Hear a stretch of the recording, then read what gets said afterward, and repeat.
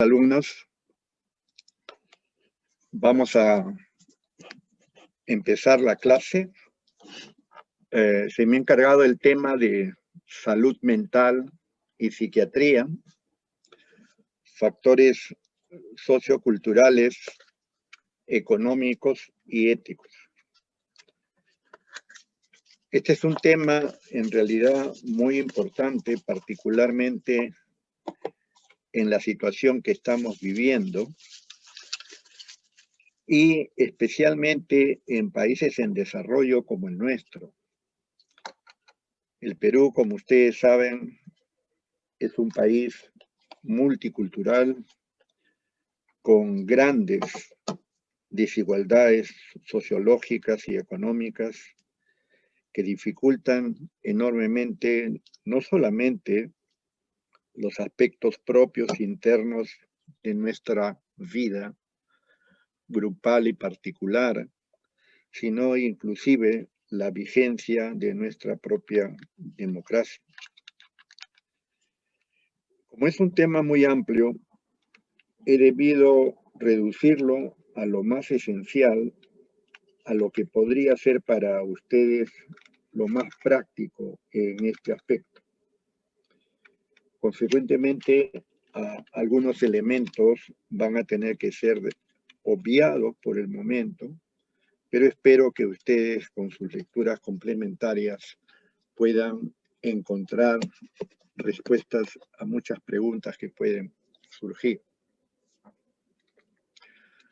Para poder hacerlo, tenemos que seguir una ruta. Esta ruta va a estar comprendida por la revisión de conceptos básicos necesarios para la comprensión del dictado de la clase de hoy.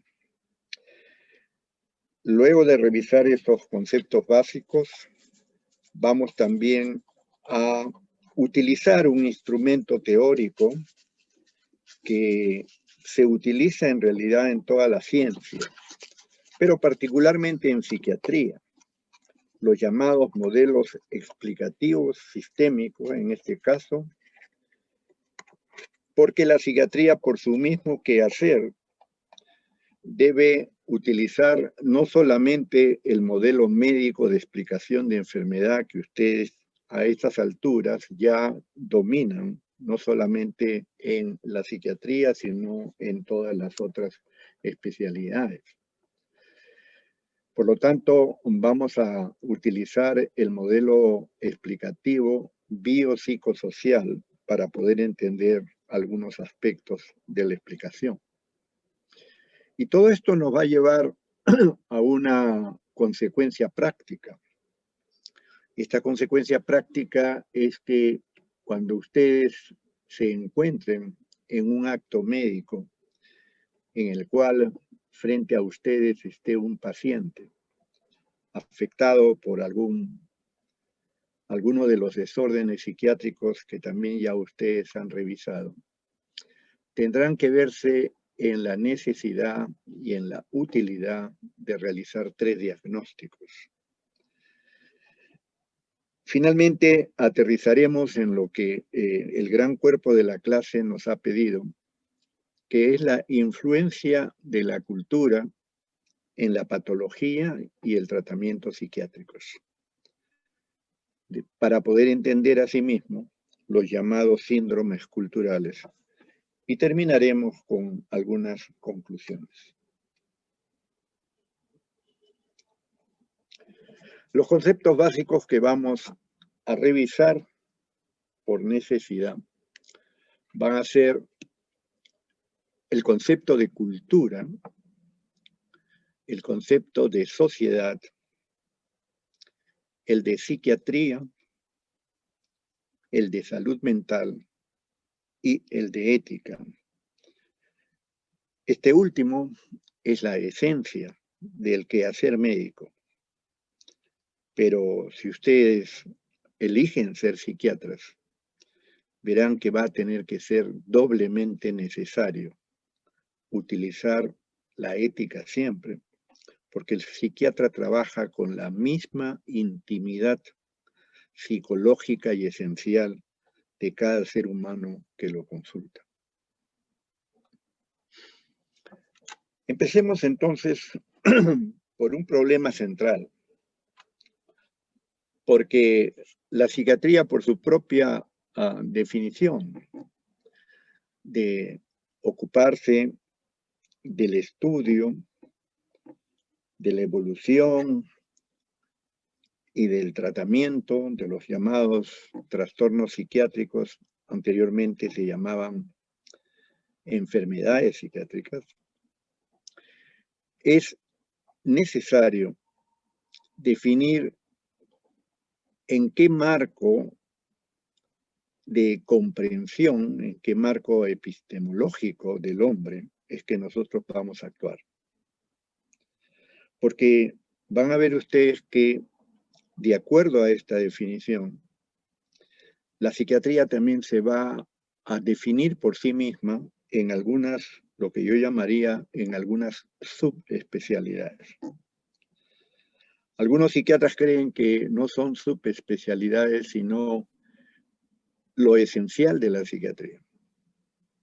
Eso lo decidirán también ustedes, porque si el hombre es definido exclusivamente en la parte biológica, y surge entonces la necesidad de hablar de una psiquiatría biológica, verán ustedes que ese tipo de afronte define al hombre exclusivamente en su aspecto corporal, enfatizando la importancia del cerebro y su funcionamiento, y dejando un poco en la sombra algunos aspectos que para nosotros son fundamentales integrarlos en todo hombre que tenemos que tratar.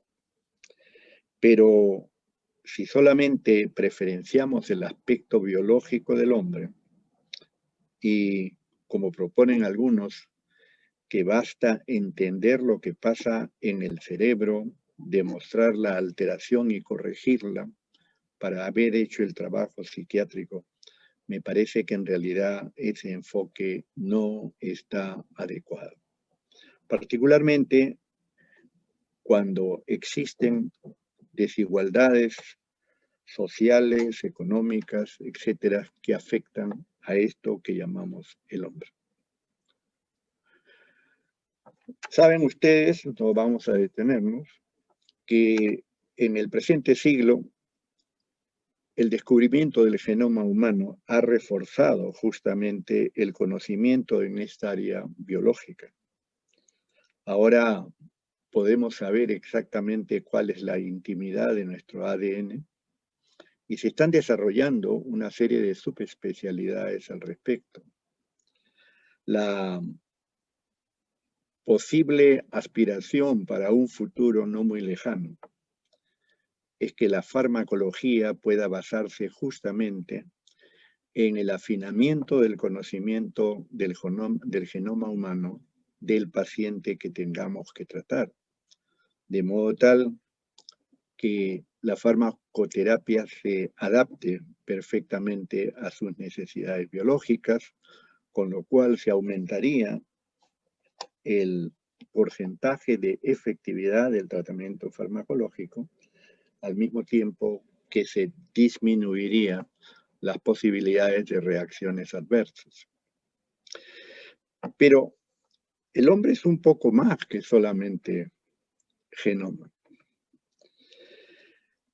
En nuestro desarrollo personal psicológico, los métodos de crianza que hemos recibido cuando éramos niños tienen una importancia enorme en lo que nosotros llamamos desarrollo de la personalidad.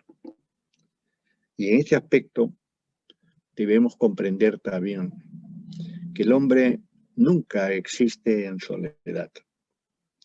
El hombre no es un punto en el espacio, es un punto de una red de seres humanos en la Tierra que pertenece al espacio.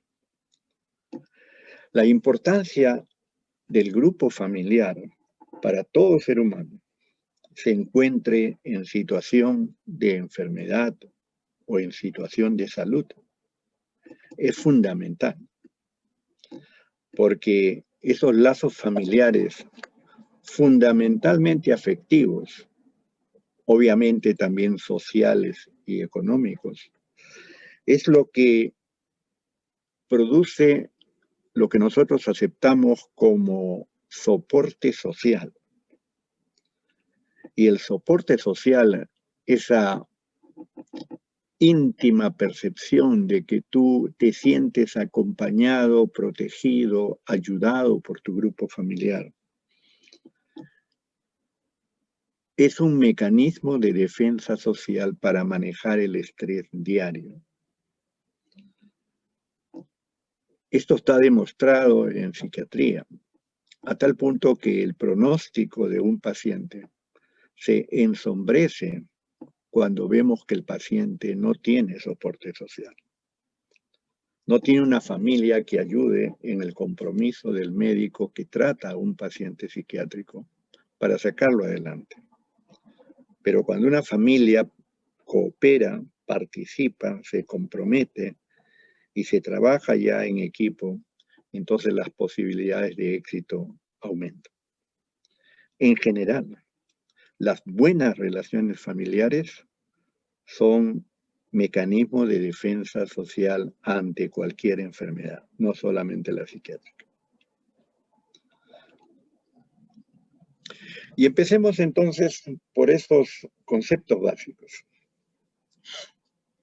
Y señalemos o recordemos a qué llamamos cultura. La cultura, y esto lo tomamos de un colega peruano, radicado en Estados Unidos, pero que con frecuencia pasa buen tiempo con nosotros en el Perú, el doctor Renato Alarcón. Él pertenece a la Universidad Peruana Cayetano Heredia y es un psiquiatra muy distinguido internacionalmente en la actualidad. Él define que la cultura es el conjunto de normas, los valores y pautas de comportamiento que traducen el modo o estilo de vida individual y grupal en una sociedad. Y remarca que esa definición se ubica también en la época histórica determinada. Lo hace en realidad con mucha exactitud, porque la sociedad es también un ser vivo, grupal, que va evolucionando de acuerdo al tiempo de vida que le pertenece. Pero vean ustedes que estamos hablando de un conjunto de normas. Son reglamentos, entre comillas, de valores que obviamente son la máxima expresión de las aspiraciones éticas de los seres humanos y de pautas de comportamiento, o sea, de conducta, que van a dar un estilo particular de vida, del cual, sin pretender hacerlo de manera consciente y específica, lo vamos aprendiendo de nuestros adultos por imitación, lo que los psicólogos llaman el aprendizaje vicario. Y por lo tanto, los peruanos nos vamos pareciendo en esta forma de enfrentar la vida y nos diferenciamos de poblaciones de otros países porque las culturas son diferentes en algunos aspectos. El problema en el Perú es que no podemos hablar de una cultura peruana, sino hablamos de una cultura integrada por varias subculturas, con diferencias en estos elementos de la definición, y que por supuesto traen diversos conflictos que se van a reflejar en todos los aspectos humanos, pero particularmente también en la psiquiatría, cuando nos toca tratar a un paciente que pertenece a otra subcultura. Ya veremos lo que eso va a producir. Y cuando hablamos de sociedad,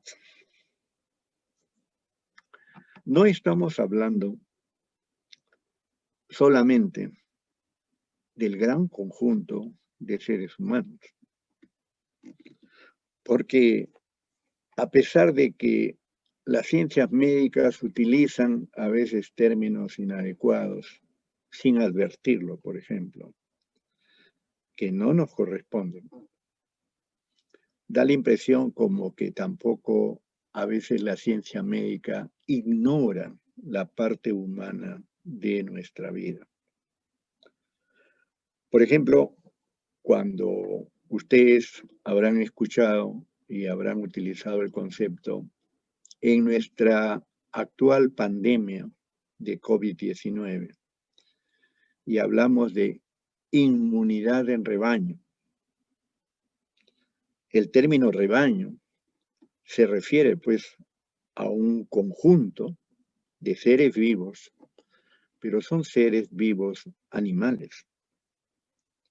Y entonces, al hablar de una inmunidad de rebaño, estamos en el fondo señalando que es una inmunidad de un rebaño de seres humanos. Y eso pues es inaceptable. ¿Por qué es inaceptable? Porque un pensador, un colega nuestro, un profesor sanmarquino, lamentablemente desaparecido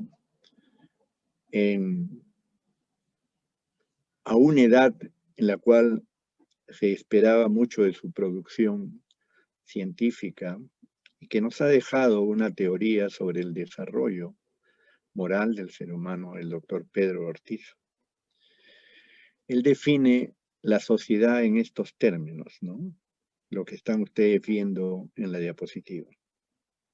Fíjense ustedes, él no habla de rebaño. Con toda propiedad, él dice que sociedad es el sistema. Y remarquen ustedes esta palabra, supraindividual, humano, que se organizó a partir de la información psíquica e inconsciente de los hombres y se mantiene a base de la información social que existe actualmente, o sea, en este periodo histórico que nos ha tocado vivir. Es posible que esta definición no parece ser muy clara al comienzo, pero supera cualquier otra definición por lo que vamos a decir ahora. Yo les aconsejo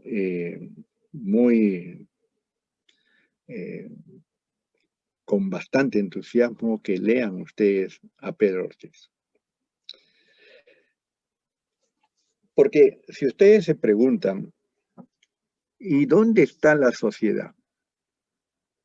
Es posible que algún día vayamos nosotros a una gran manifestación o podamos ir pues al estadio y a ver un espectáculo deportivo y hay 50,000 personas alrededor nuestro, ¿no?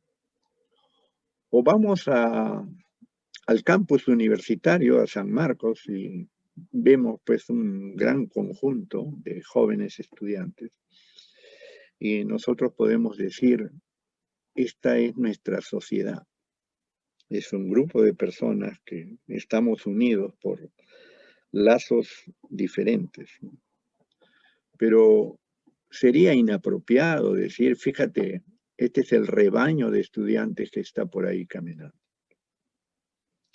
¿Y por qué sería inapropiado? Para esto, una vez más, tenemos que recurrir a la filosofía.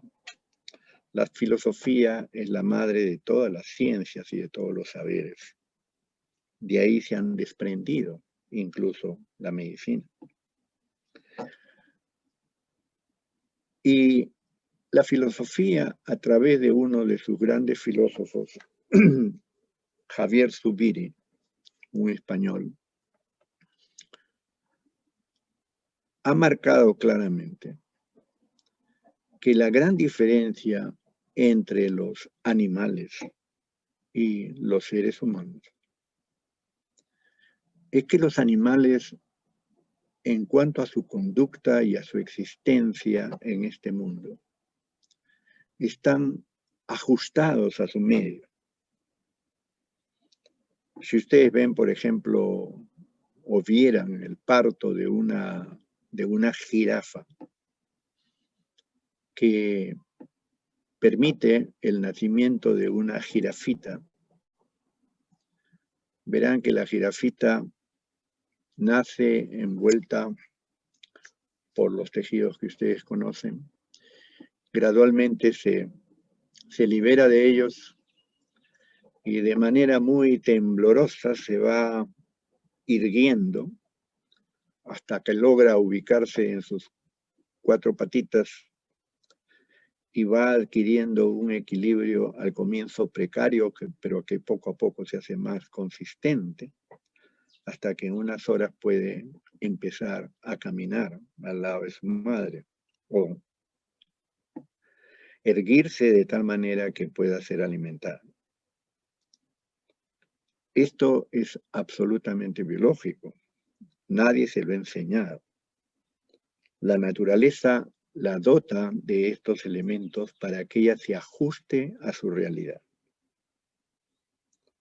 Y así como ese comportamiento es emitido por la jirafita de una manera casi automática, hay otros comportamientos que son absolutamente instintivos. De esa manera, en su próximo desarrollo, ella comienza a autoayudarse hasta que se hace adulta. Las especies animales tienen pues que ajustarse a su medio, o sea, el animal tiene un medio, del cual se va a servir naturalmente para poder vivir. Cuando hablamos del ser humano, estamos hablando de otra cosa.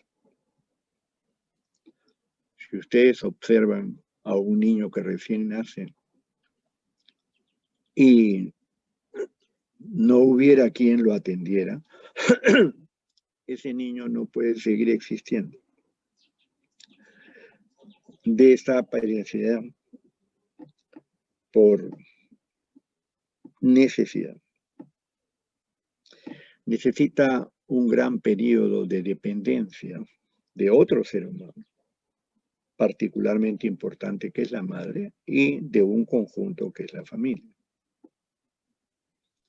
que lo van a nutrir y le van a enseñar al ser humano, porque lo que ha nacido es simplemente un individuo de la especie Homo sapiens. Quizás como especie estamos cercanos al reino animalia, pero como ser humanos nos distinguimos clarísimamente. Y es que, a diferencia del animal que está ajustado a su medio y que no requiere mucho tiempo para poner en ejecución los recursos instintivos que la naturaleza le ha dado, porque si no se ajusta, la especie desaparece, se extingue, como ha ocurrido con muchas especies. En cambio, el ser humano, en la medida que va evolucionando a través de esa dependencia de otros seres humanos, por sus procesos cerebrales, por sus procesos de corticalización, va enfrentando la realidad de manera distinta. El ser humano no tiene un medio. Él toma el medio, toma la realidad y construye su mundo. Y al hacerlo, él escoge cómo lo va a construir. El ser humano, a diferencia del animal, no vive solamente en el presente. El ser humano tiene un futuro, vive mucho en el presente, pero también en el futuro. Y proyecta sus conductas no solamente al momento actual, sino al momento futuro. Y estima, o sea, valora las consecuencias que pueden surgir de esa conducta humana.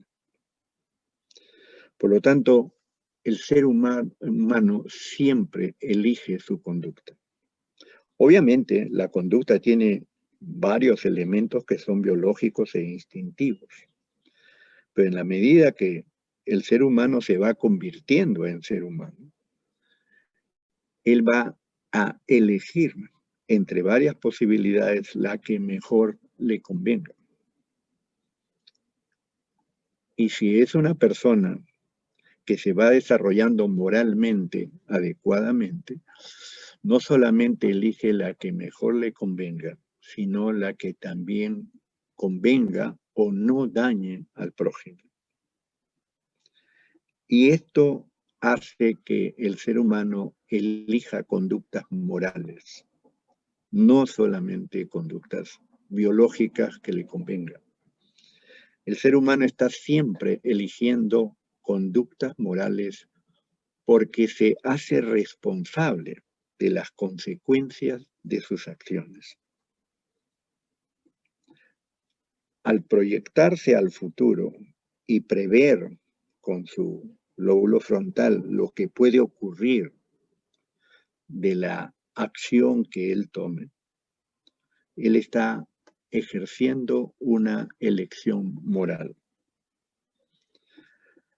La parte moral o ética del ser humano es, por lo tanto, íncita a su condición. El ser humano, por esencia, dejó de ser animal para ser hombre moral.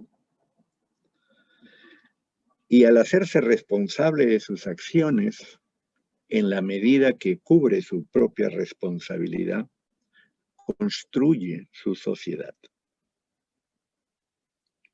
Genera una serie de acciones que van modificando su medio al convertirlo en su mundo.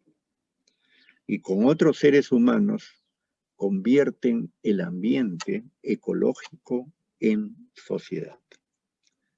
Y va creando lo que se llama cultura.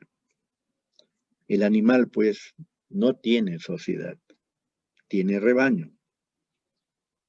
El animal no tiene cultura, está ajustado a su medio. En cambio, el ser humano tiene que estar ajustándose continuamente entre lo que la realidad le presenta y lo que a él moralmente le conviene hacer para bien suyo y para bien de su sociedad. Eso es actuar moralmente con responsabilidad.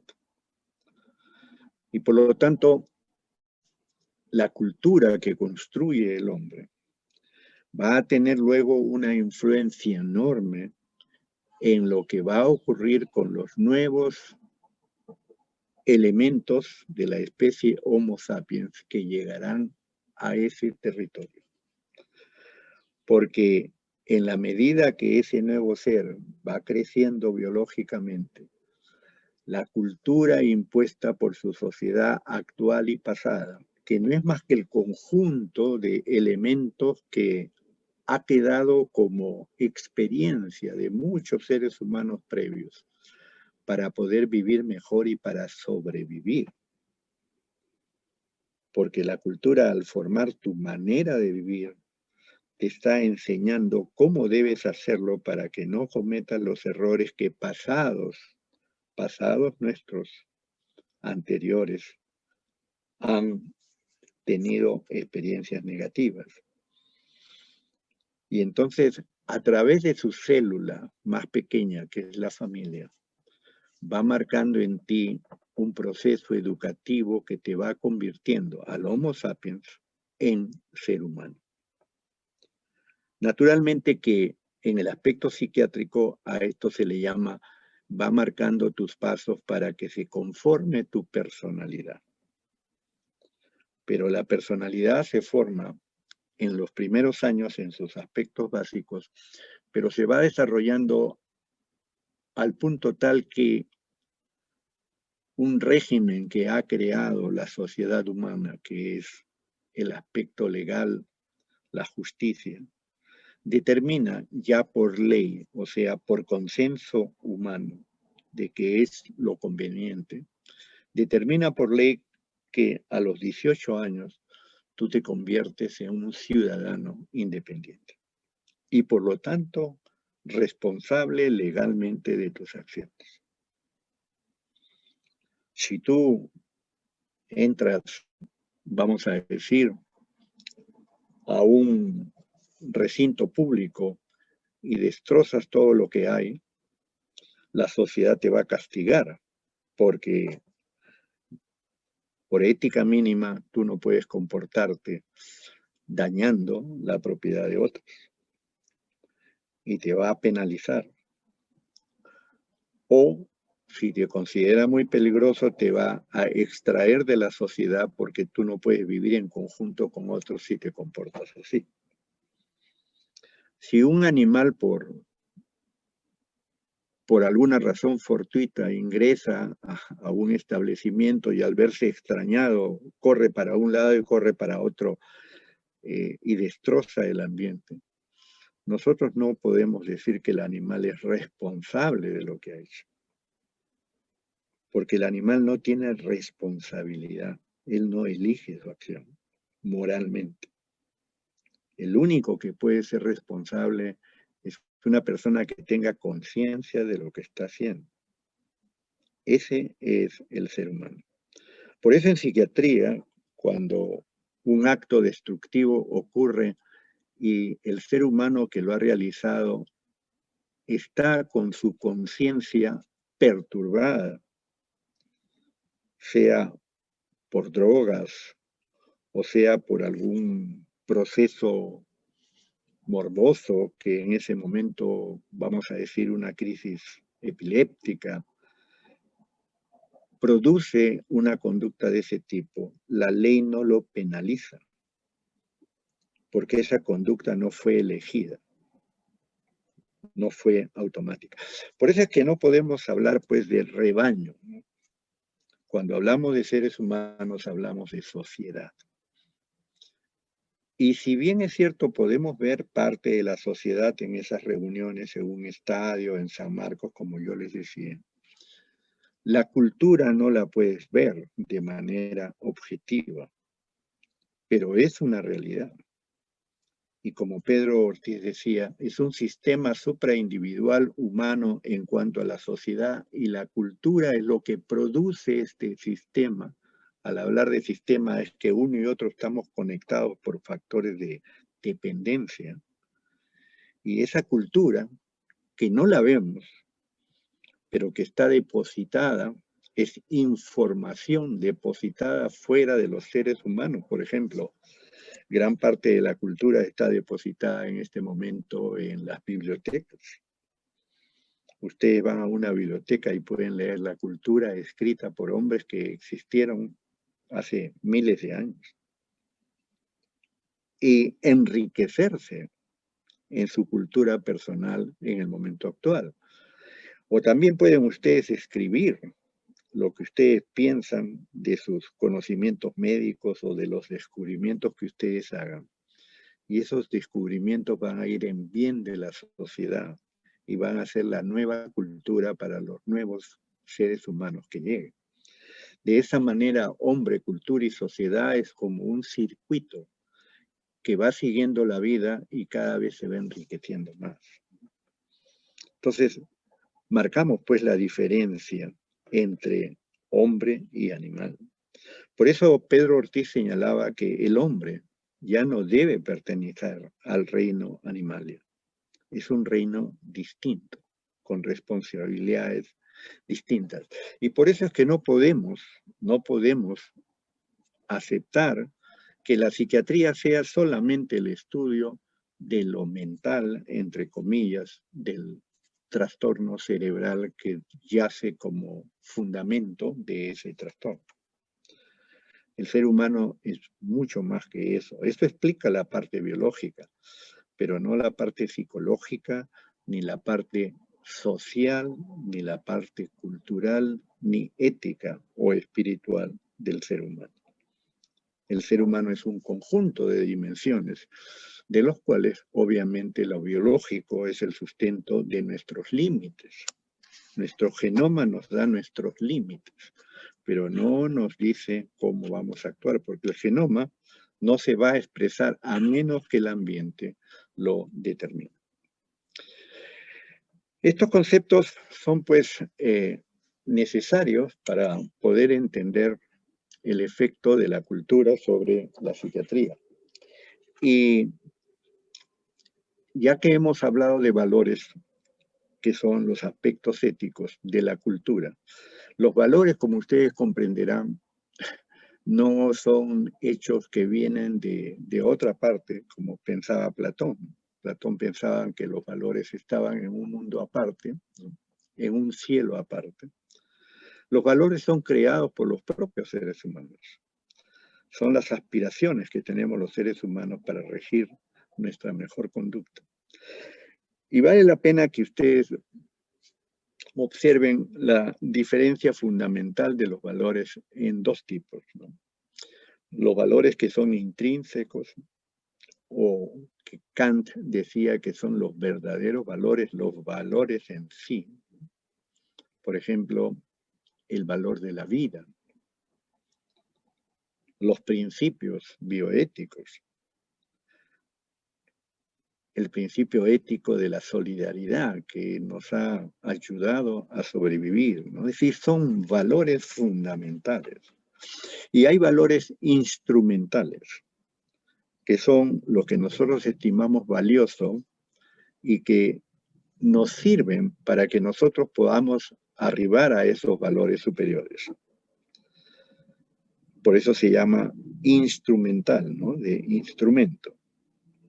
Y en la sociedad actual, un valor instrumental muy importante es el dinero. La creación del dinero es un valor instrumental que te sirve para poder lograr otros valores, cuando lo usas como medio.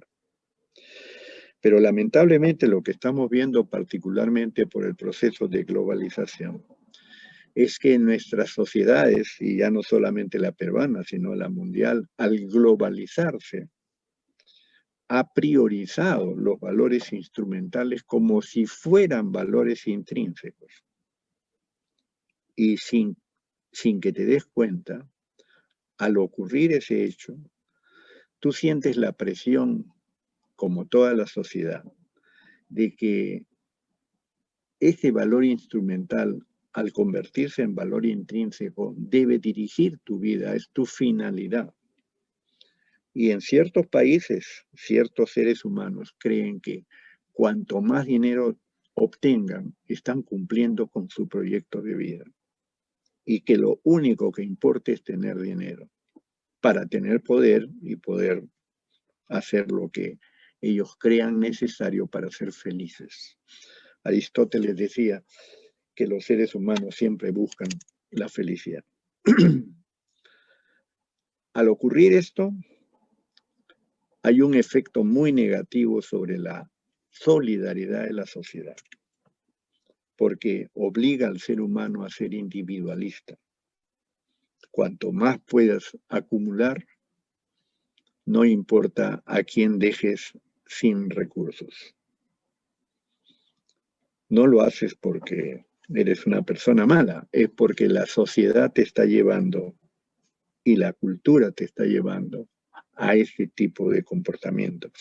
Con lo cual se está pues señalando claramente cada vez más las grandes desigualdades sociales que existen en nuestro mundo actualmente, con lo que se generan una serie de conflictos que quitan felicidad a la gran mayoría. El médico, por esencia, es un ser que tiene, y esto lo dijo Hipócrates, tiene que ser una buena persona. ¿Y qué quiere decir con que sea una buena persona?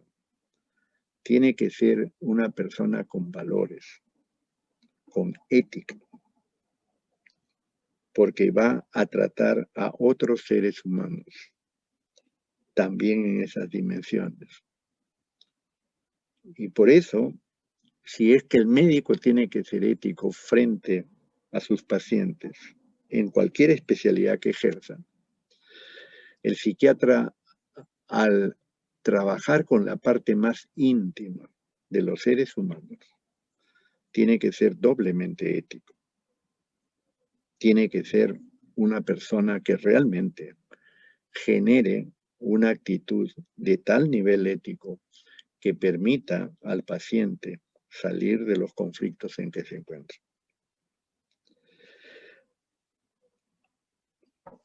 Salud mental y psiquiatría como concepto básico es importante simplemente recordarlo porque ustedes seguramente ya lo conocen. La psiquiatría es una ciencia, es una rama de la medicina. Es una hija de una madre añosa que tiene otros hijos que son otras especialidades. Pero la psiquiatría es uno de los hijos más jóvenes que tiene esta madre medicina. Se ocupa, como ustedes saben, del estudio y el tratamiento de las enfermedades mentales, ahora llamadas trastornos, de individuos que pierden su salud a nivel de conducta, de sentimientos y de procesos de pensamiento. Estamos hablando entonces de la parte patológica del ser humano, en su aspecto mental. Estamos hablando de individuos que pueden estar agrupados por un diagnóstico común, pero que no es eso la esencia de la psiquiatría. La psiquiatría se ocupa de toda enfermedad o trastorno mental. Cuando hablamos de salud mental, estamos hablando de otra cosa. Estamos hablando de una fuerza de energía que es parte intrínseca del concepto de salud. La salud mental son dimensiones de la salud. Las dimensiones de la definición de la OMS, las dimensiones psicológica o mental y social, a la cual agregamos ahora también con aceptación de la OMS la dimensión espiritual. Este conjunto, esta energía que lleva a los seres humanos a desarrollarse, es lo que llamamos salud mental. Al hablar de salud mental estamos hablando de grandes poblaciones, estamos hablando de sociedad humana, de cultura humana. Por eso el concepto de salud mental se vincula al concepto del desarrollo del hombre y de los pueblos, de los países.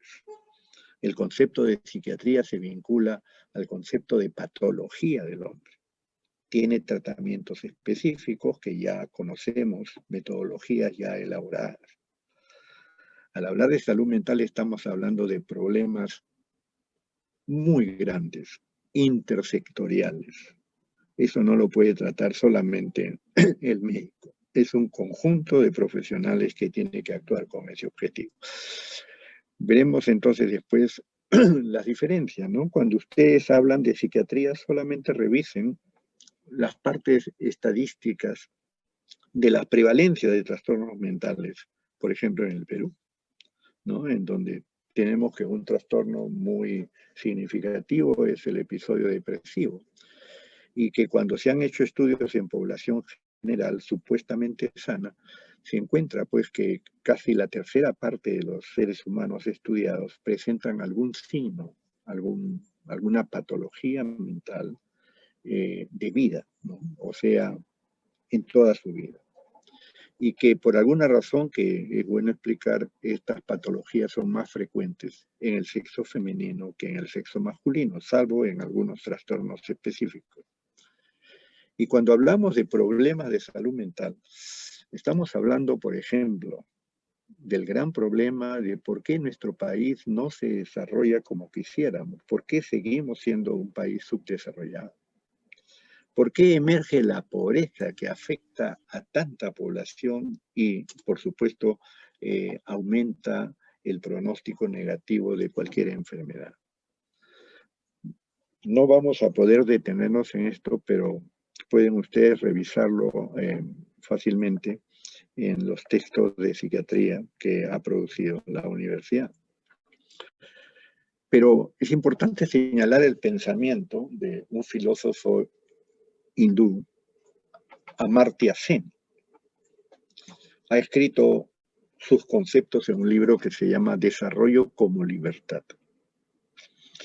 Y él abona en un sentido que es importante reconocerlo, ¿no?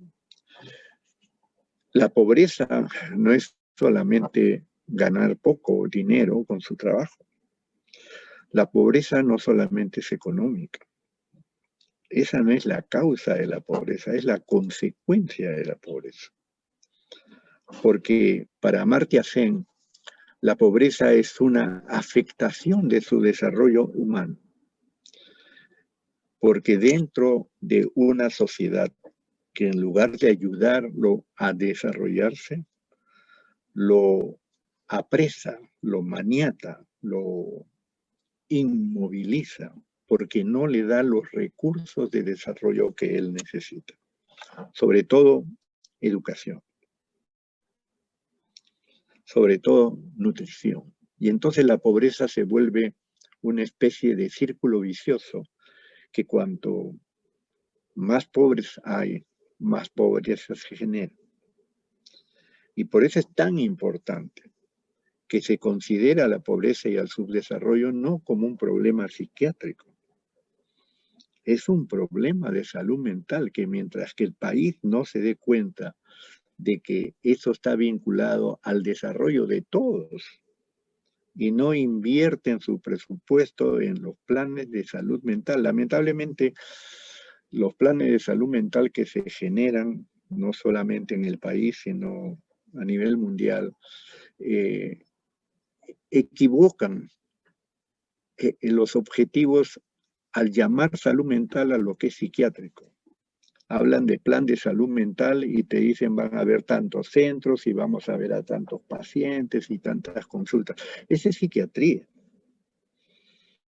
Esos son problemas psiquiátricos y planes psiquiátricos. Un plan de salud mental es un plan de desarrollo mucho más amplio. Por eso es que algunos países con buen criterio determinan plan de salud mental y psiquiatría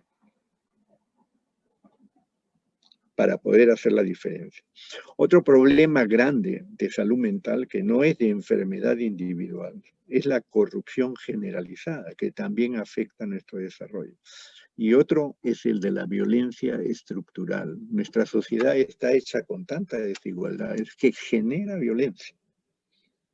No es porque tú seas un individuo violento, no. La sociedad a veces favorece que tú seas violento. Entonces, para hacer desaparecer la violencia, no te voy a citar a mi consultorio para darte los medicamentos o tratamiento individual que necesites. Quizás eso sea un complemento, pero para realmente erradicar la violencia tenemos que modificar a la sociedad que está afectada estructuralmente. Por eso los problemas de salud mental, ojalá cuando alguno de ustedes sea ministro, recuerde estos elementos para que pueda distribuir su presupuesto a lo que realmente puede ser el comienzo de la riqueza del país. Los problemas de salud mental afectan el desarrollo humano de los grupos poblacionales, frenan el desarrollo de la sociedad, porque actúan contra sus objetivos naturales.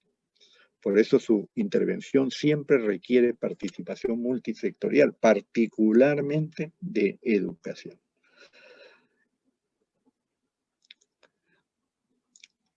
Ahora, les decía que tenemos que utilizar un instrumento para ver cómo la cultura afecta a la sociedad y cómo ellos afectan a la persona. Y una forma de hacerlo es utilizando este modelo biopsicosocial que tiene una base sobre todo de sistemas abiertos. La idea es que cada uno de estos niveles de este sistema está conectado con los otros en un sentido funcional, de modo tal que si un nivel se afecta, eso afecta por la relación que existe a todos los subsistemas inferiores y viceversa. Aunque el grado de acción de abajo hacia arriba sea menor, pero hay esa comunicación en todo el sistema. Y vean ustedes que cuando hablamos de un hombre, de una persona que es a la persona que vemos, en realidad hay otras dos dimensiones que existen en el hombre, que influencian al hombre, pero que no la vemos corporizada. Por encima de este recuadro que hablamos de persona, que tiene un pasado histórico que lo va formando, hay por encima una serie de subsistemas. Relación dual, por ejemplo, dos personas es la persona más significativa en tu vida. Tú dependes de tu familia depende de la comunidad depende de la cultura y subcultura, y la cultura y la sociedad dependen del ambiente ecológico, ¿no? Por dentro de ti, que tampoco lo vemos, están todos los sistemas que ustedes conocen anatómicamente, hasta llegar a las últimas moléculas y partículas, ¿no? Pero todo esto es un sistema que cuando se afecte en cualquier nivel, en realidad se afecta a todo el sistema. Por lo tanto, cualquier cosa que pase en nuestra cultura va a afectar hacia abajo, fíjense ustedes, hasta llegar a nosotros, ¿no? Todo esto nos conduce entonces a que cuando nosotros enfrentamos un paciente psiquiátrico, debemos hacer siempre tres diagnósticos. Un diagnóstico de enfermedad o de trastorno, para lo cual ustedes han sido preparados en este curso, los criterios diagnósticos que tienen ustedes que aplicar a esa alteración después del estudio. Ese es lo biológico. Pero tienen que comprender que esa enfermedad no está en el aire, pertenece a un ser humano, que tiene otras dimensiones. Y que esas otras dimensiones responden, reaccionan ante el proceso biológico que llamamos trastorno o enfermedad. Que puede ser muy negativa o muy positiva, le llamamos dolencia. Estos son términos que fueron propuestos por psiquiatras anteriores, en el Perú particularmente por Honorio Delgado y por Carlos Alberto Seguín. Y a veces la dolencia de la enfermedad es mucho mayor que la enfermedad misma. Por ejemplo, en el campo de la cardiología hay personas que tienen un pequeño dolor precordial y van donde el médico y no le encuentran nada, pero la persona está convencida que tiene el primer síntoma de un futuro infarto cardíaco y sufre por eso. Y si el médico no atiende a esa parte de la dolencia y solamente le dice, vea, sus exámenes son negativos, no le pasa nada, tranquilícese, vaya usted, repose, el paciente no va a mejorar. Va a tener que ir a buscar a otro médico que posiblemente le puede encontrar la causa de su trastorno. Y es que hay que atender al hombre en todo su conjunto, integralmente, tanto en su trastorno como en su dolencia. Pero además de su dolencia, todo paciente, particularmente en psiquiatría, trae problemas humanos. Problemas humanos que pueden ser muy influyentes no solamente en el pronóstico, sino en la generación de estrés y por lo tanto en la etiología del trastorno mismo. Y estos problemas humanos hay que tratarlos con otras metodologías. Eso no obedecen a medicamentos. Hay que tratarlos humanamente y felizmente para eso el psiquiatra tiene también métodos psicoterapéuticos adecuados. Pero veamos ahora ya la influencia directa de la cultura sobre la salud mental y la psiquiatría. El doctor Ocampo. Doctor Ocampo. Adelante, doctor. Le preguntaba si Puedo tener unos minutos más porque entiendo que la clase debe cumplirse en 1 hora. Adelante, doctor, dispone de tiempo, doctor. Ya, Continúe. gracias. Bueno, entonces la influencia directa de la cultura sobre la salud mental, fíjense ustedes, y la psiquiatría. Cuando hablamos de esa influencia en la psiquiatría, estamos asumiendo que el ambiente está imponiendo una presión sobre ese componente intrínseco de la enfermedad o trastorno mental, que es las vulnerabilidades de nuestro genoma. Los trastornos mentales tienen como fundamento también vulnerabilidades biológicas. Pero también estamos hablando de la influencia que tiene sobre la estructura de la sociedad, sobre la población. Y entonces acá hay que separar bien estos dos elementos. Una cosa es hablar de la influencia de la cultura y sobre la psiquiatría, en el cual necesitamos el componente biológico de quien va a ser paciente, o sea, su vulnerabilidad. Y otra es hablar de la influencia directa de la cultura sobre la salud mental. Ahí estamos hablando de la estructura de la sociedad que a su vez afecta a la población, de lo que hemos señalado. La cultura te va a dar los símbolos, te va a dar las costumbres, te va a dar las maneras de criar a los niños, te va a decir cómo debes desarrollar tu vida. Todo eso tiene toda una historia milenaria que es la experiencia de toda la humanidad, cada cual percibida, por supuesto, a su manera. Y eso va a alterar la estructura de tu sociedad, y tu sociedad va a tener un sello sobre ti, que puede ser anormal en algunos aspectos y normal en otros. O sea, mientras hablamos de salud mental, estamos hablando de sociedad. Mientras hablamos de psiquiatría, estábamos hablando de seres humanos estudiados aisladamente, ¿no? Con esos símbolos y significaciones que te da la cultura, tu sociedad interpreta la realidad y al transmitírtelo a ti, te permite la significación o la construcción de tu mundo, ¿no? Todo ello pues integra lo que llamamos ethos. Ethos viene de costumbre en griego y viene como raíz fundamental de la palabra ética, ¿no? Todo eso implica la ética de cómo se tratan a los niños en una sociedad. ¿Qué conductas se recompensan y por lo tanto se hacen más significativas? ¿Y qué conductas se castigan? ¿No? Eso varía de pueblo a pueblo. Y también la influencia de la cultura sobre la patología psiquiátrica. La llamada psiquiatría folclórica, por ejemplo, ¿no? De la psiquiatría de los pueblos, que Carlos Alberto Seguín, otro gran profesor nuestro, desarrolló en nuestro país, ¿no? Para él la psiquiatría folclórica era el estudio de las ideas, las creencias y las prácticas que se refieren a los cuadros psiquiátricos y su tratamiento, mantenida por tradición popular, aparte y en contra de lo aceptado por la cultura dominante en el medio en el que se presentan. Y ese es un gran problema pues para nosotros, ¿no? El medio, la cultura dominante en nuestro país está en la costa, particularmente centralizada en la capital de la República, que sigue el desarrollo mundial occidental.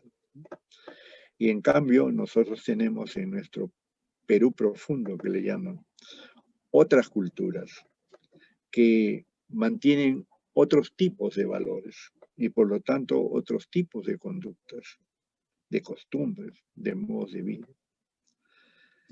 Y eso nos divide en gran medida, como si fuéramos no un país, sino varios países. Agregado a esto, las dificultades del lenguaje, ¿no? Idiomas diferentes que no hemos podido todavía unificar. Esos problemas culturales del país retardan enormemente el desarrollo de cierta parte de nuestra población. Pues, si bien es cierto, en las grandes ciudades particularmente, la cultura se desarrolla occidentalmente y la democracia se entiende de una forma, o por lo menos la base política de nuestro gobierno, en otras subculturas peruanas, en donde hay grandes desigualdades sociales, la realidad se entiende de otra manera. Y eso nos lleva a una posibilidad de enfrentamiento de unos con otros. Y se rompe pues la cohesión, la solidaridad de la población del país, que no puede entenderse entre ellos, y por lo tanto tampoco no puede aplicar toda su fuerza de desarrollo a un mismo objetivo. Y eso retarda nuestro desarrollo, no solamente cultural, social, económico, espiritual, es decir, afecta a toda nuestra población. Consecuentemente, es un problema de salud mental, no es un problema psiquiátrico. Y a través de eso también la cultura tiene una influencia que Honorio Delgado llamaba patoplástica a los síntomas de enfermedad mental. No es lo mismo una esquizofrenia en un autóctono de la ciudad de Lima que en un autóctono de una ciudad del interior de la República. Pueden darse ciertas variaciones patoplásticas por el influjo de la cultura, porque los sufrimientos se van a manifestar de manera diferente. Y sobre la cultura y su influencia en la terapéutica en psiquiatría, recuerden lo siguiente, ¿no? Cuando ustedes se enfrenten a un paciente, en realidad se enfrentan dos seres humanos, aquellos que se ven uno al otro en cuanto a personas, pero cada uno cargado con su propia dimensión que hemos visto en el esquema sistémico biopsicosocial de toda su cultura y todos sus otros subsistemas, ¿no? Vamos a verlo un segundito acá. Si ustedes se ubican acá y se ven como médicos que son, lo que se ve de acá es el doctor fulano de tal, pero este doctor fulano de tal tiene toda esta influencia y tiene también todos estos órganos por debajo. Si ustedes duplican esta figura acá, igual es el paciente, pero lo único que se ve uno de otro son estas partes recuadradas en rojo. Pero estos elementos culturales que afectan a uno y afectan al otro pueden ser coincidentes, de tal manera que si tú tratas a un paciente que tiene tus mismos valores culturales, va a ser muy fácil que te entienda, tanto en la explicación de la enfermedad, en cómo se manifiesta y qué es lo que debes hacer, etc. Pero si enfrentas a un peruano que es de otra cultura, del interior del país, te vas a dar cuenta que no es muy fácil entenderse. Y entonces es el profesional el que tiene que adaptarse al paciente y no el paciente al profesional. Eso nos lleva también a una consideración muy especial. Y es que si este otro paciente no habla tu lenguaje, no habla castellano, entonces ¿cómo nos entendemos? Fíjate la importancia de tener un mismo lenguaje. Países como Paraguay, por ejemplo, han logrado que toda su población hable el idioma nativo, ¿no? Y también el idioma español. De tal manera que es más fácil la comprensión y la solidaridad de la participación en valores de la sociedad del país, ¿no? Bueno, vamos entonces a señalar solamente algunas cositas muy breves para que ustedes puedan ya pasar a la actividad que les corresponde. La interculturalidad pues es necesaria en la comprensión de la psiquiatría y la salud mental en nuestro país, porque es una realidad, somos un país con varios países pequeños al interior, ¿no? La estigmatización de la enfermedad mental, que es necesario revertirla. ¿Cómo se valora en nuestra población el uso de la tecnología, ¿no? Es decir, si tú indicas un examen auxiliar vamos a decir, una tomografía computarizada del cerebro, el paciente se siente realmente como muy bien atendido, aunque no sea necesario. Y esto a veces conduce a ciertos malos profesionales a la explotación de los propios pacientes, lo cual obviamente no es ético, ¿no? La valoración de los medicamentos y siempre señalar la importancia de los grupos minoritarios, ¿no? Y llegamos a las conclusiones. Recuerden, la base fundamental de comprender los conceptos básicos que subyacen la psiquiatría y precisar qué cosa significa para ti, porque con eso vas a trabajar el concepto de hombre. Y además, como tú eres hombre, ¿qué es lo que tú vas a ofrecer a tus pacientes como tal? No olviden establecer las diferencias entre salud mental y psiquiatría, porque si cometemos el error que está cometiendo el Ministerio de considerar los sinónimos, no estamos trabajando por el desarrollo del país. Y finalmente, comprender la influencia de la cultura y la sociedad en el diagnóstico de la patología, los llamados síndromes culturales y el tratamiento psiquiátrico, para que puedas utilizarlos adecuadamente cuando te enfrentes a pacientes que pertenecen a otras subculturas. Bueno, con esto termino, doctor Ocampo. Muchas gracias a todos. Gracias, doctor. Si hubiese alguna pregunta, por favor, en el chat para leerla.